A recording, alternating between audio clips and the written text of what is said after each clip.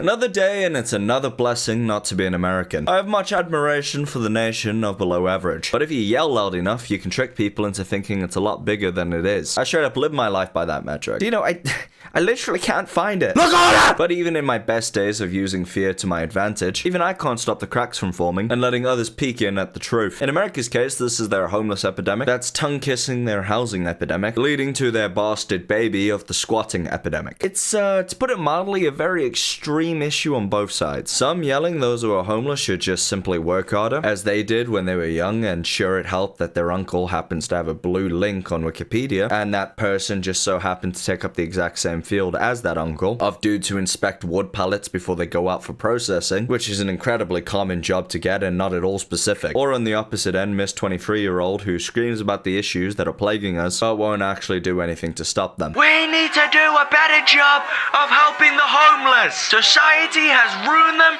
and left them destitute. We need to stand up and fix that! Okay, cool. You can literally do it. You have a home. No, it's more complex than that. Not at all. You say these people need a second chance. You have a home, give them the second chance. No, but society! You are society and you have the power to change it. It's that easy. Free Palestine! I'm not saying either side is wrong, I'm just saying there's valid points on both ends, no matter which way you swing. And as someone who has no allegiances to anything unless it benefits me, I'd like to explore this subject using my favorite type of coursework, a hard-ass main. Say hello to Mr. Jordy van den Berg, or more commonly known by his user handle on TikTok, @PurplePingers, a TikToker and online activist who has been causing quite the stir with his extremely radical rhetoric, and that being homes for all. You see, our boy Jordy van den Berg, which by the way most Afrikaans name I've ever heard in my life, is part of, or rather reps, an organization known as the Renting and Housing Group Union, a group whose purpose and dedication is to create stable housing in any circumstance. Whether you're privately renting or outright disgustingly homeless, this group wants you to have a roof over your head. It's a really noble effort if you ignore the very sneaky 10% tax that goes towards what they call decolonization efforts, where union dues and sales take a little skim off top to go particularly towards Aboriginals, aka a certain group gets a preferred treatment simply because of their skin color, even though the entire point of the group is equality for all. But y'all ain't ready for that conversation. Jordy's effort in this campaign has been a little bit more extreme than others, hence the whole schism and the stir that we're talking about. In Jordy's efforts to make sure that nobody goes without a home, he has started resource pooling vacant homes all around Australia and advertising those vacant homes in quick bursts on social media in order for squatters to take over. From what I've read, all of these homes have apparently been abandoned for at least 5+ years and have all gone into a bit of a state of disrepair. And as a result of that disrepair, some of those doors happen to be completely unlocked. Here's the thing about Australian law, and I never thought I'd have to say that sentence. By law, you can legally enter a vacant property, and you can just so happen to stay in that vacant property, provided that the door or any point of entry was unlocked already, meaning no forced entry of any kind must have occurred. But if the owner does catch wind of you staying in their property, and they politely ask you to leave, you are legally obligated to do so. Otherwise, you could face being removed by force and or being arrested. It's a fine system if, say, a family of 4 for whatever reason has to squat and they need shelter. It gives them some time to get back on their feet, especially if that house is not in any use whatsoever. But the law in Australia is extremely different from the law in the US of A, and that's where we run into the real root of this controversy. The latest media scare cycle in the US is all about squatting, and rightfully so if you ask me. And with that media scaremongering cycle going on right now, it just so happened that Jordy's videos of encouraging people to go squat found its way over to the American news cycle, causing a little bit of a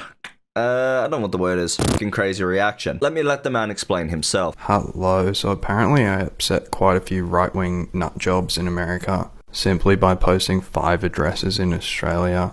People were like literally tagging the FBI on Twitter and stuff like that. But it did give me an idea, and I thought maybe it'd be good to advertise American vacant homes. So yeah, anyways, you can do that now. So if you're in America or you know anyone in America who knows where a vacant house is, an abandoned house, please send them my link tree. Housing is a human right, and having abandoned vacant houses while we also have homeless people is incredibly unethical. But also I forgot to say, if you're in America, here are some allegedly vacant homes. Again, very, very noble idea, even if it's coming out of a forced cool guy voice, who talks real slow and deep just to seem like more of a chill bloke. I think women's suffering is really bad, and that's why the women's suffrage. Show me your labia. The snag being that although pingers might think that housing should be a human right, not everybody necessarily agrees with him. And the snag of that, say that real fast, it sounds like you're saying a bunch of racial slurs, is that Australian law is not American law. As I already said, the Australian process is incredibly simple. It's very much a good day and a goodbye. However, in the States, in an effort to go against their, natural anti-humanity nature, they kind of overcorrected. As a general rule of thumb, and remember it varies wildly depending on the state, as each state can make their own laws permitting certain guidelines from the government, if a squatter is in a home for 50 plus days, they are considered a legal tenant, in spite of not paying a single dime or deposit. This then locks the landlord into an extremely lengthy battle of trying to get rid of that unwanted squatter, who, in spite of not being a legal tenant, are considered one by police officers. And this escalates and gets worse, as oftentimes squatters will break into a home and change locks, and then claim that they are legal tenants of that property. Oftentimes as well, they will forge a lease agreement and or use the fact that they have keys to the home as proof, and or sometimes they just won't have any proof at all. But under American law, they are still protected, because a dispute between a landlord and a tenant isn't seen as a police matter, but rather one for the courts to decide through civil litigation. And it also doesn't help that the police can't evict a legal tenant on the homeowner's behalf, forcing the homeowner to either bribe the squatters by returning their rent, aka just giving them money that they never even paid, or taking those squatters to court, costing them thousands upon thousands of dollars. In a way, it's quite good, because if a police officer looks at a piece of paper and that person actually was a legal renter, the homeowner can't just force out this legal renter because they feel like it. But it's too vague and too big of a loophole, and with zero punishments for committing the crime of squatting. Point being that the reason why right-wing nutjobs are upset with Mr. Pingers, like he said, is he's promoting criminal and fraudulent behavior in a country of which laws he's not even aware. It's pretty fucking cheeky and pretty fucking smug if you ask me, and just outright arrogant. It's not a perfect one-to-one example, but if I went over to Dubai and just started jerking my shit, I mean gorilla gripping it, purple-headed, drooling and dead-facing it, I'd be arrested. But in my home nation of France, that would be an expression of the love for the beautiful woman around me. Hello, madame. Please accept my semen as a present of my gratitude. Oh,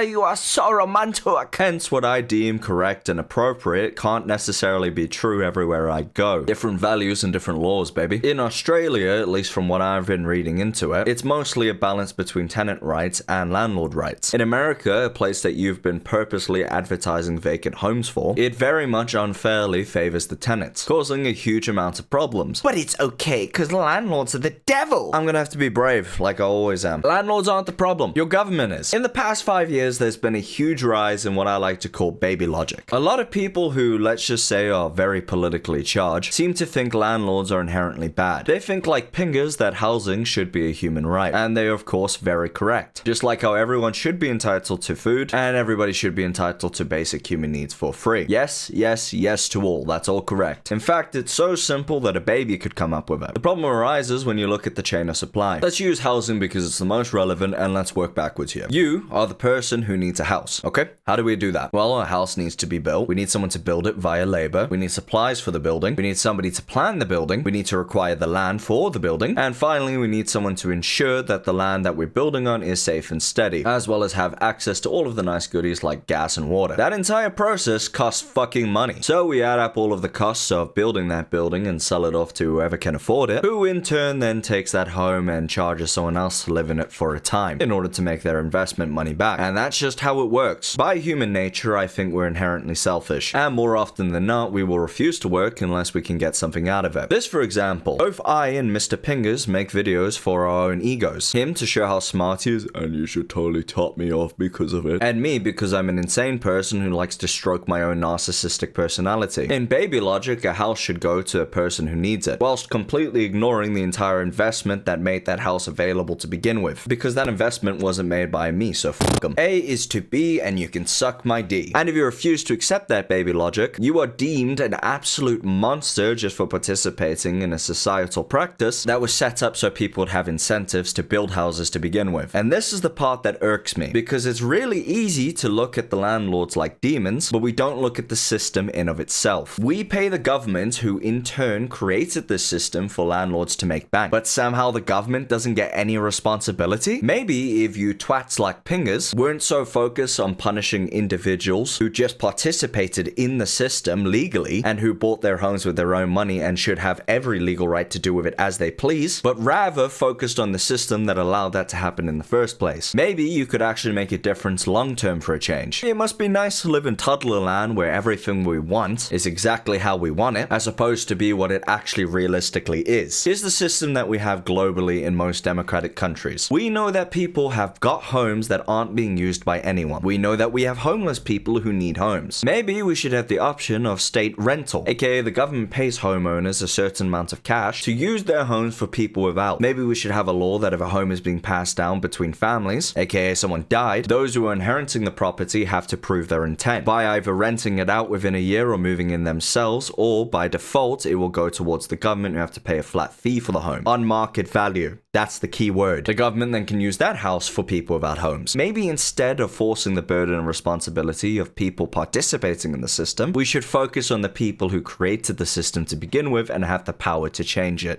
Boom shakalaka, get brained, bitches. That's why we need to blow up the White House and everyone needs to die. Look, what I'm saying, a cut is a cut. It's gonna still bleed even with a band-aid. You have to stitch the skin at the roots in order to get the bleeding to stop. But speaking of skin, you can use that lovely stretched skin of yours, meaning you're a massive hog, and subscribe to Dino on YouTube. It's been a pleasure as always, and I'll see you later. Bye bye.